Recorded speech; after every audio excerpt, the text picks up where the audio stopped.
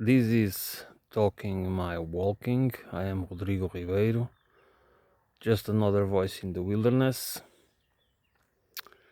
Today I'm going to talk about civilizational fetishism versus humanity in the web of life. I have an, intellectual and existential problem with hierarchies and pyramid schemes.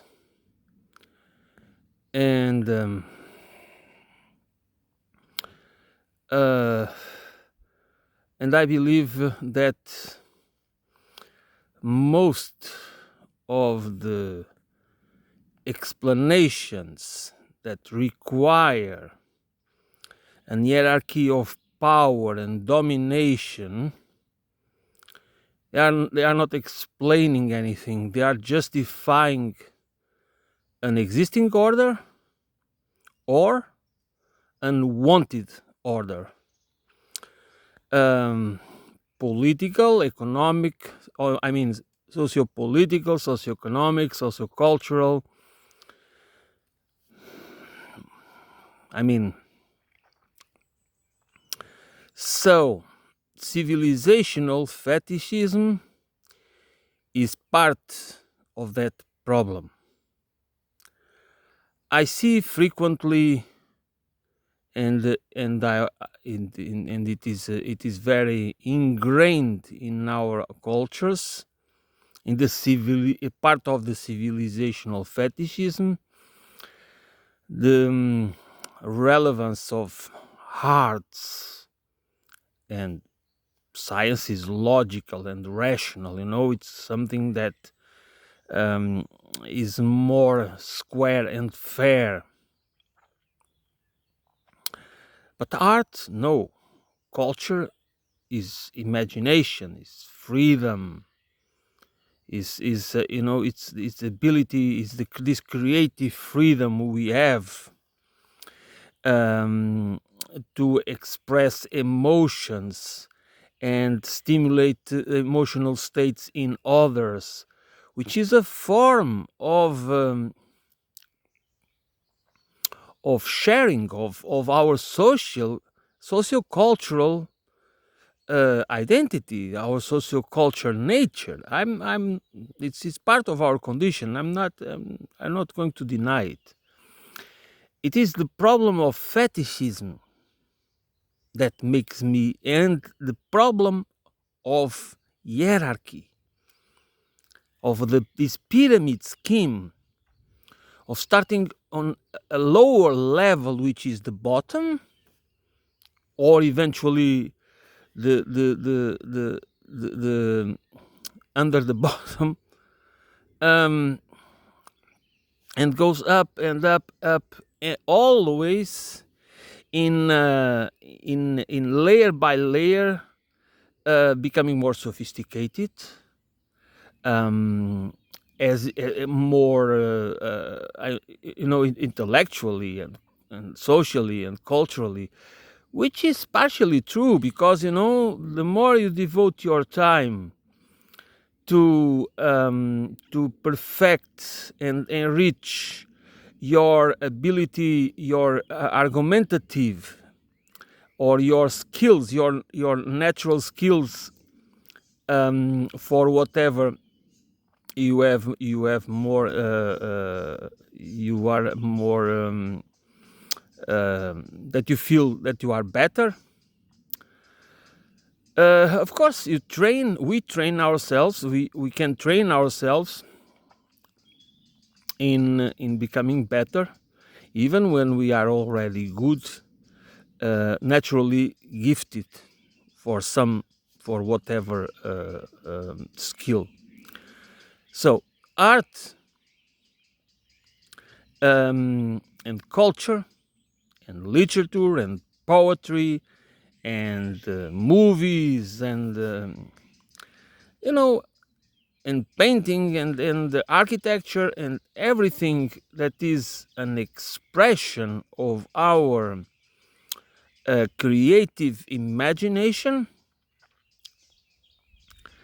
is the only difference between ours, civilized people, which means that we have ranks, we are shelves, we have layers, we have a pyramid scheme, a hierarchy of power and dominance,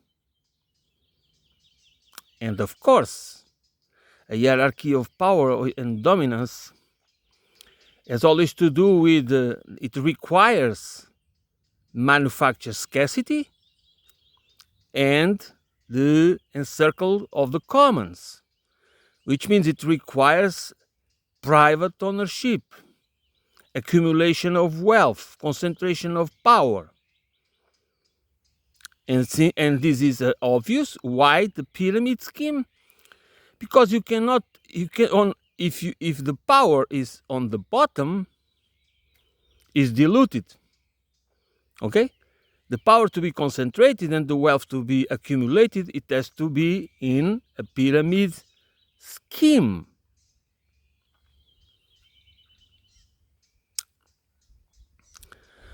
And therefore, most, I mean, if art is political, is part of, if arts and literature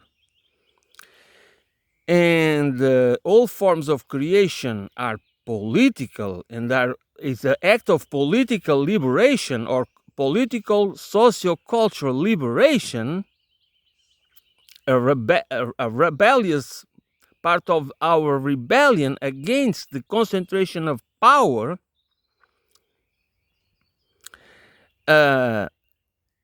which is our role as political beings. Okay, social beings are political beings, and socio-cultural beings as we are, we need to be political beings by need. It's a need. Political agency is a need. Political stance, political position is a need. It's not a luxury. Otherwise, stop talking about freedom and democracy and things like that. If you don't care about politics, if you try to escape politics, even if you are a great artist or a great whatever it is, or recognized. What is recognition, anyways? Who recognize whom? That's another layer. That's another problematic layer because people just accept that those that are that become famous and become celebrities, and I could mention. I don't know. I'm not going to, but they are. It gives them the legitimacy, while the others that are basically anonymous are and they are I always have that belief that for anybody that is that becomes historically recognized, and there are hundreds of thousands of people that could fulfill that role, because we all share the same capabilities. Just a question of opportunity, circumstances, and of course our natural skills and type of intelligence and personality with idiosyncratic characteristics.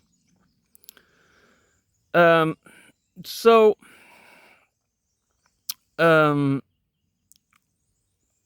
this is the time we live in a historical time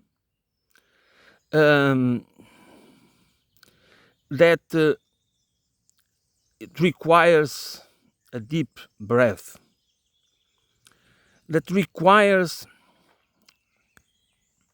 an analysis, an holistic analysis, an understanding of the root causes of our problems. And part of that problem is what I'm talking about, is civilizational fetishism and this hierarchical and pyramidic schemes in many ways. And of course, this is not civilization, is a pyramid. First of all, I'm talking about a particular type of civilization. I call it, which is not, it's not, is not, is not very innovative. I call it imperialistic civilization. And this type of civilization is older than the capitalist civilization. So imperialism is older than capitalism. And there is also, and this is interesting because I'm been thinking about that quite a lot, and this is, for me, this is quite of it is a very important reflection that we need to have. It's because the nastiness that some human beings can exercise over others, and also towards animals and land and trees and anything that exists, is a feature of that is also that is not only part of the civilization, but is also part of other groups, other forms of organizing a society in a small tribe or indigenous groups and whatever. And why is that? It is because if we allow a group or even a single person, a single individual that lacks the basic, that lacks empathy and compassion for whatever reason, innate or acquired, they belong to the exception, because the characteristics, I don't care what scientists say or what evolutionary biology or evolutionary psychology or whatever they try to explain it. The thing is, we as a socio-cultural species, we are, in order to survive, a species like us requires empathy and compassion, and requires a socio-economic and socio-cultural system that is based on that. Reciprocity and sufficiency, solidarity and cooperation. Otherwise, we would be doomed. So, the reason why we end up in, and it is required violence, structural violence, to keep these systems, hierarchical systems and pyramid scheme systems, is because it's against our very nature, the nature of our very condition, socio-cultural condition. Therefore, it requires the creation of violent means and deception to dominate the group, to dominate the people. Okay, this is why uh, that's why, and this is why those that are the exception, those who are who have the psychological traits, psychopathic, sociopathic, narcissistic, megalomaniacal psychological traits, or you can call it disorders if you want.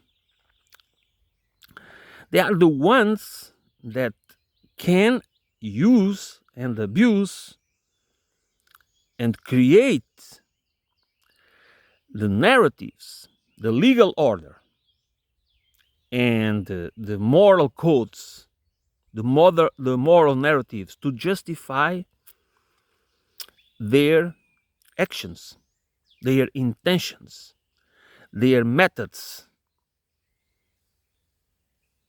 their uh, their megalomaniacal projects of expansion and conquer and domination and death. And once they create a system, when once we allow them to organize and unite and create the structures, the institutions, rudimentary ones or complex ones, then fear and shame and guilt and other mechanisms are used, psychological manipulation are used in order to control the masses, not only from outside physically, controlling our physical bodies through menace and manufacture scarcity, but also from the inside through religious narratives, uh, through many means. Okay, and this is how hierarchies are necessary, because power needs this hierarchy. Each layer of the hierarchy keeps an eye on the lower, because they don't want to go down, because they know it doesn't serve their interests. So we police each other. We fight each other to go up. Okay? We compete for cramps to go up, one layer, for example. And we are willing to use violence and coercion and deceptive means to keep the others to keep to keep the others below us where they are. And this is the pyramid scheme: psycho, socio, cultural, economic, and political pyramid scheme, anti-human, dehumanizing pyramid scheme, which goes according to the laws, to the principles, to the values of civilizational fetishism.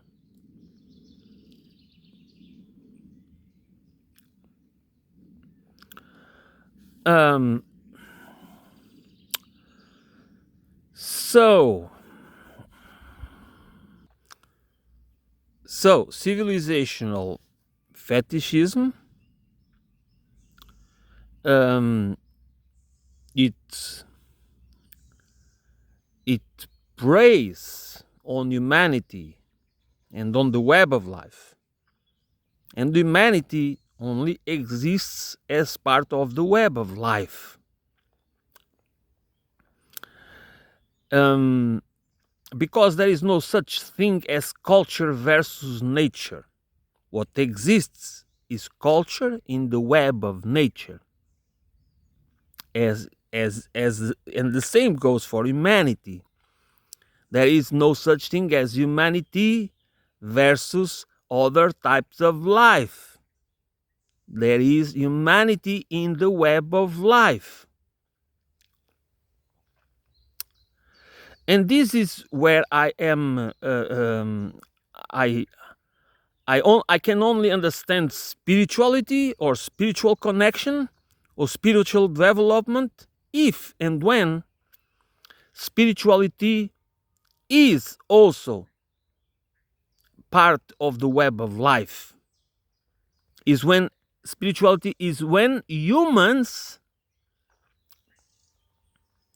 stop glorifying civilizational fetishism and start understanding and respect and contemplate and connect with the web of life. That's our true spiritual development. And when art and literature, this is not about uh, and all the rest that are um, part of the creation, the imagination, part of the creative imagination that is shared by us all,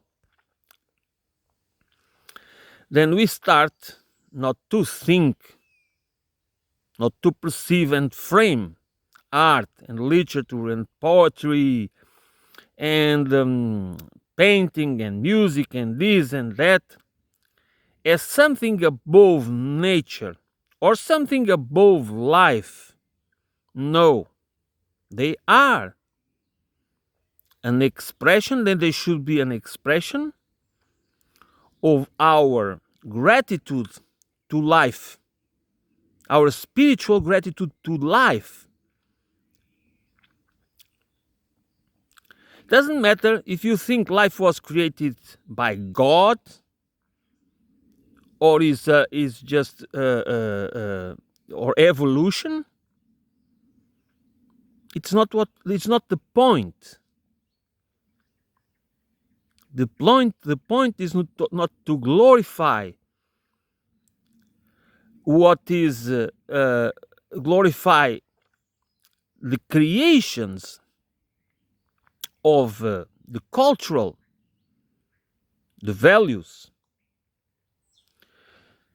the symbolic creations and ideological creations, and of course the hierarchical creations of civilizational fetishism, but to understand how we the connection that life is what really allows everything to exist, whatever life is.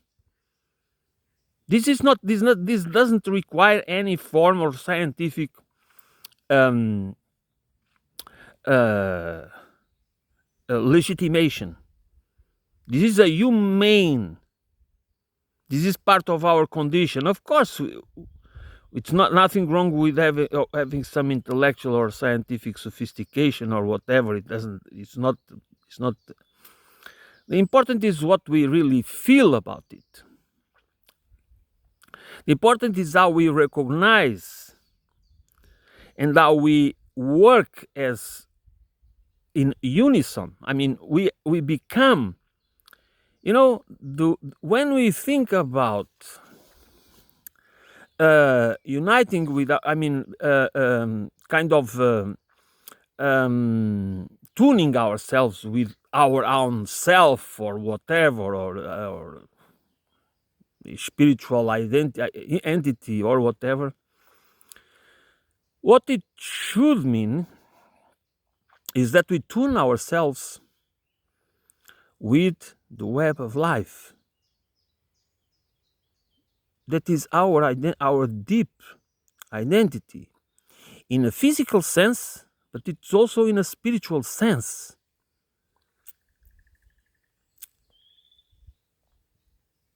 Because there is no any reason whatsoever to feel superior or inferior by the same token. There is no reason to morally weaponize this word that we all use very often, meritocracy. Because meritocracy is just that. It's a moral weaponization of merit that is very useful in a hierarchical system,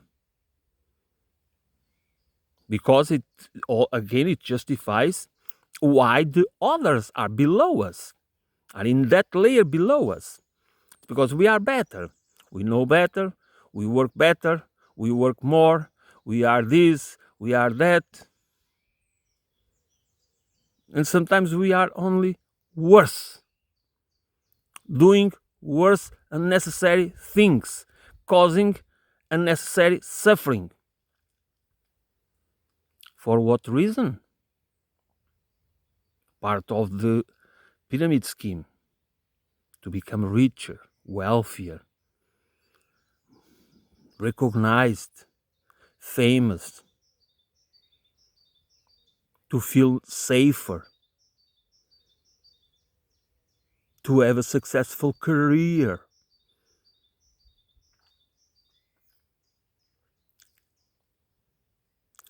To climb the social ladder.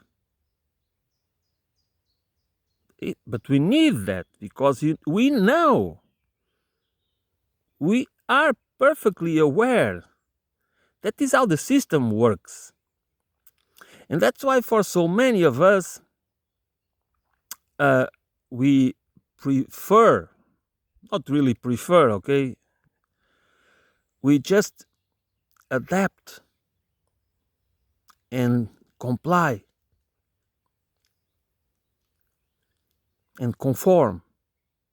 Why do we do that? We don't want to make waves. And why? Because we are sociocultural beings. We are part of a group. We are, I mean, and this is why tribalization and group thinking is very important. Because it is a very useful tool to control people. Again, because of the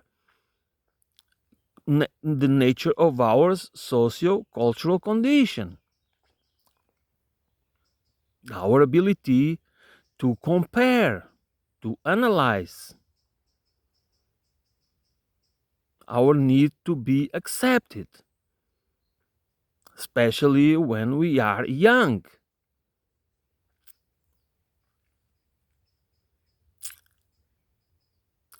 And this is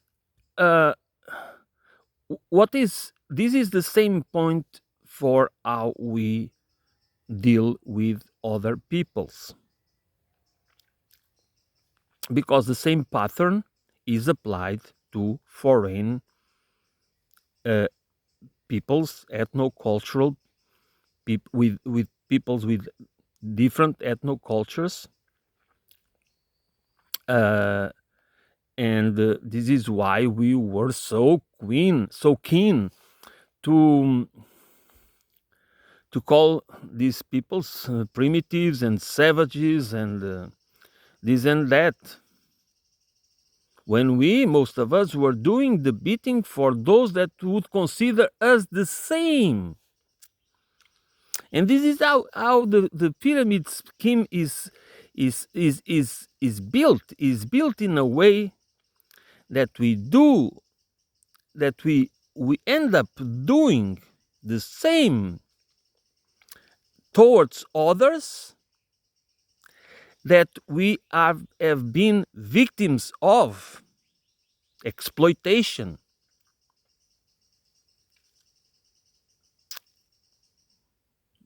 misery, you know, enslavement, being transformed into expendable peons in cannon fodder, and sometimes only for one thing,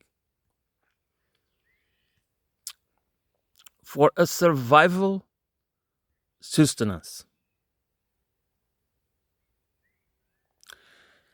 And and we consider, and those, and again going back to the civilizational fetishism, um, uh, good people, you know, they will consider this not only natural but necessary. You know,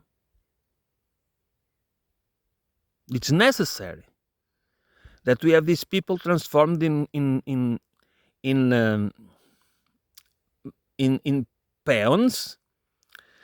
So therefore, a few of us can accumulate immense wealth, and that is used for what? In most cases, you just have a look in history, building temples and palaces, building megalomaniacal things that in many cases don't have any use. I mean, when you build a bridge, or when you build houses, or when you build something useful for the community, for the well-being, the collective well-being, it is meaningful, okay? But when we build in order to glorify in perpetuity a leader, a king, a ruler, uh, whatever, what are you doing?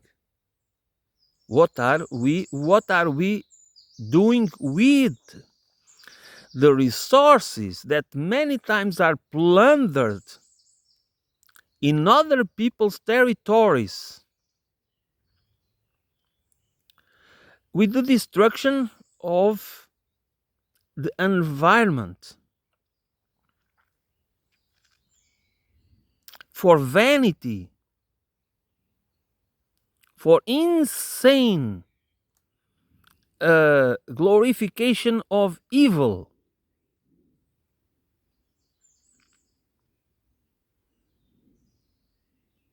This is all part of civilizational fetishism. You know, if civilization can be, we can use civilization to describe the growth of cities, okay? And the growth of cities, if they grow, they need to go further and further looking for resources and raw materials and whatever is needed to keep the city functioning. This is the physical form of civilization. But civilization is exactly in a fetishistic way, is this idea of superiority, of being the only way to express human ingenuity. Is this idea of that's what makes us humans. That's why the other ones are not humans. They are savages. They are barbarians. They are this, they are that. But but civilization, if you think about civilization as an expression of human creativity, of imagination, we all share that. Either we live naked in the middle of the forest, or we live in the in the in the in the in the poles, or whatever. We live in so many different types of adaptation that shows our ability to be civilized, which should mean the ability to use our socio-cultural inherent capabilities. Nothing else other than that. More sophisticated, less sophisticated, it doesn't matter. It's the same expression. It comes from the same source.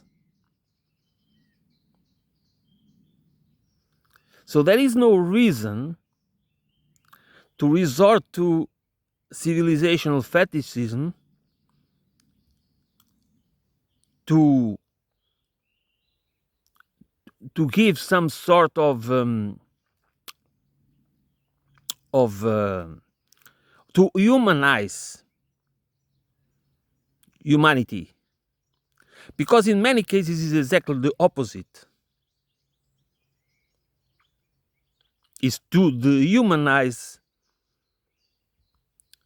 us through the process of hierarchy and pyramid schemes, to justify a political, socio-economic, and cultural order that only exists to exploit, to plunder, to murder, for accumulation of wealth and concentration of power, for control. That's what it is. It's nothing else but that. But the hierarchy, the hierarchy and the pyramid scheme is not. It doesn't explain anything. It doesn't give you a hint about the nature of our condition. It just it just obfuscates it, because instead of enhance and makes us conscious of the very nature of the empathic and compassionate nature of our condition, our need to reciprocate and cooperate, we are indoctrinated and instrumentalized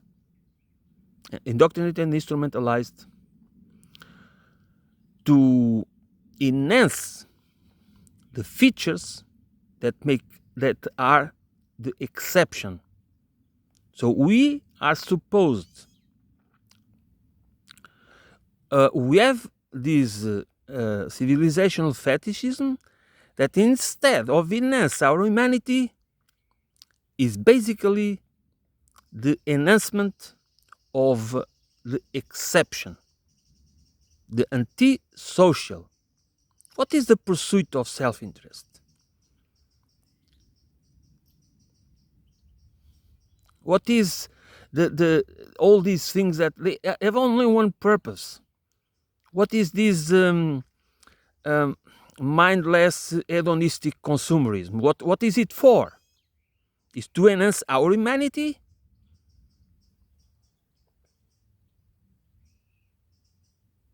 Of course not. So what is it for?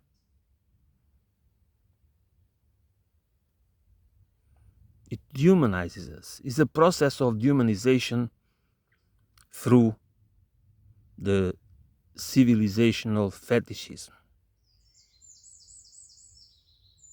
So, If you want to humanize yourself, first start to recognize that humanity only exists in the web of life. As culture is not culture versus nature, is culture in the web of nature. And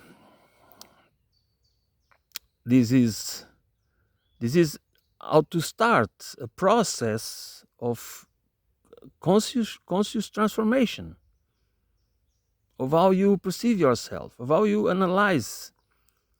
You know, we need to analyze lives that we know we analyze what we are doing in a daily basis. Why do we behave the way we behave? Why we think the way we think? Why we analyze? Why we frame reality the way we frame? What is the very nature of our sociocultural condition?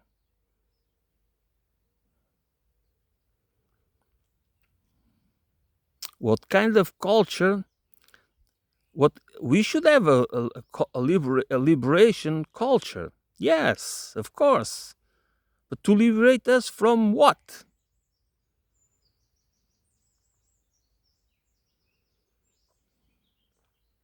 I believe that it should liberate us from being, for most of us, to accept this under condition.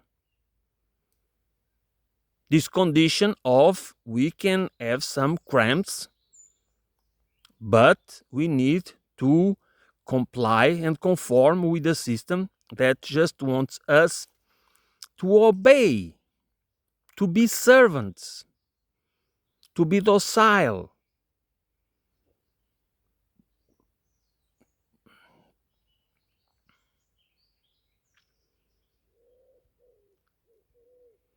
And that's not freedom. Freedom is the ability that we ourselves and our culture helps us to discover ourselves, to discover our true spirituality, our true roots, and that we can have meaningful lives with purpose, that we are and must uh, cooperate in the economy,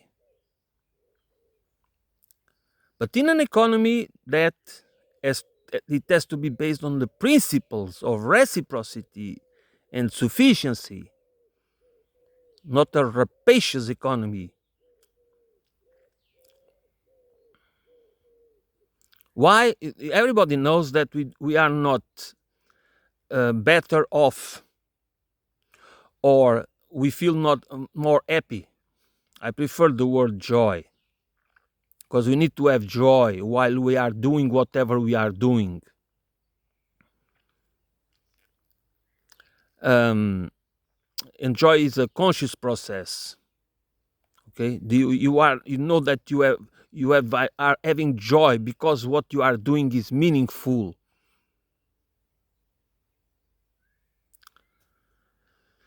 So this is why we need to be very critical